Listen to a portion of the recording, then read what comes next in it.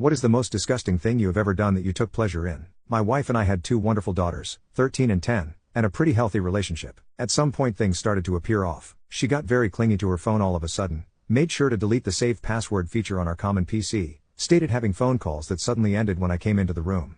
You can probably guess what it was. Now having 15 years of marriage behind us, I was hoping it wasn't what it obviously seemed to be. So one day when she told me she was going to spend some time with the girls, I decided to follow her. Sure enough, I find her driving to a hotel to meet with a guy I will call Steve. To say it was a gut punch was an understatement. I literally cried for an hour straight. After I was done with my self-wallowing phase, I decided the best course was getting even. I thought of several scenarios that may or may not have involved me hurting Steve. Eventually I decided to do things more civilly and more importantly legally, but only just. So the first part of the plan was gathering evidence. I could have just gotten a pie, but I had something better in mind. So one day when my wife was at her job and the kids at school, I installed some small secret cameras and microphones I had bought. Due to the setup of our bedroom, I even managed to get one perfectly overlooking the bed. I didn't however use them while I was at home. So a couple of days pass, when I proposed to my wife that the second to next weekend I should take the girls on a trip and stay a night too.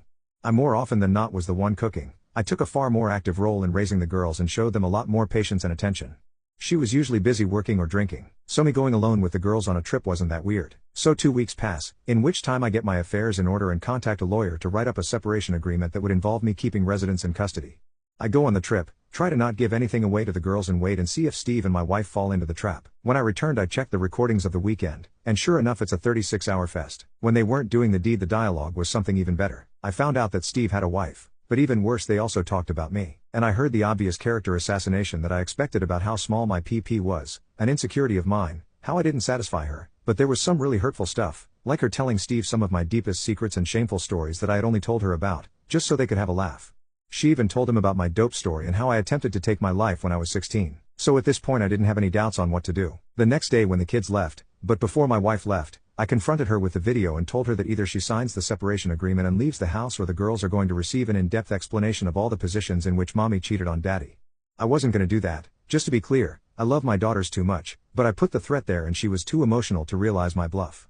She went through all the stages, denying everything, trying to bargain, threatening me, and getting angry. I let it go through all that stuff. Eventually she signed the paper and she departed that very evening after she told her goodbyes to the girls. I didn't show or tell the girls anything graphic. I was always very honest with them, which is another reason why I was always the favorite parent, so I just said that mommy had been unfaithful.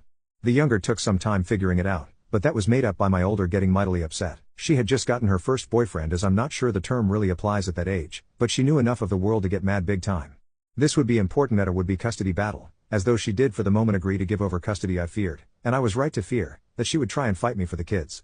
What I didn't expect was for her to use her visitation rights to talk crap about me. Basically she started telling my younger kid about how it was all my fault for not forgiving her. Her lawyer even started demanding she receive custody. So I finally activated my revenge plan. Enter trip to South Carolina. Why South Carolina? Simple. Fort Sumter. I really wanted my daughters to see it. I definitely did not go there because it is one of the last places where revenge porn isn't illegal, and where I could upload my wife and Steve's doings and intimate moments with no worries on the internet and other such sites, as you cannot be prosecuted for crimes that weren't illegal when and where they were committed. I especially made sure to include the clip where Steve could not get it up. I sent the links to my wife's employer, her clients, and everybody in her line of work just to be sure, to Steve's wife and to his firm. Steve soon got a divorce. I feel sorry for his wife as she was an innocent victim in all of this, but I think it's better that she found out. As for my wife, this was the end of any chance to get custody. She soon got fired from her job of 8 years. I got custody. Yes, due to her being unemployed, I got no alimony, but honestly I make enough money to sustain both me and the girls, so I don't care, and I'm good enough at caring for them and they are old enough to allow me to have a full-time job. Several months later, my wife is still unemployed. Last time I spoke to her wife she threatened to come and take my life and how this will be revenge for ruining hers.